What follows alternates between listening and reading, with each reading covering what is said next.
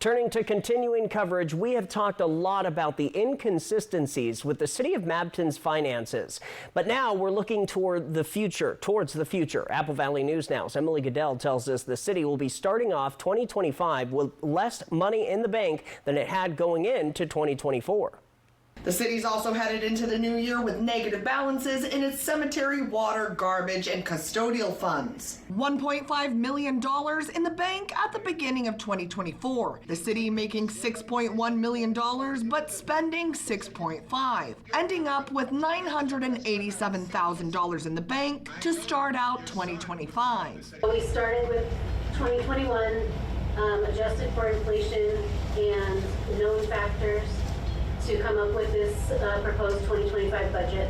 A budget that's still missing some details. There aren't any capital projects listed in the budget, but they can be added as council takes action on capital projects as they come up.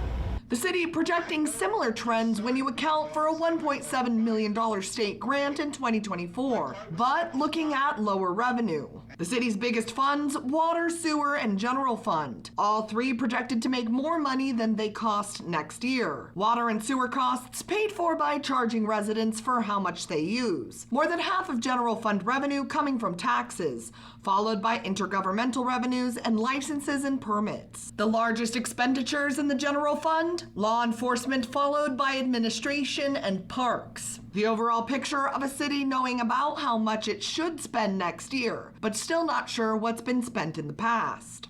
We need to stop doing it incorrectly at some point so that we can minimize the amount of time where we are operating illegally, so that we can get that resolved while we continue to move forward with a legal operating budget.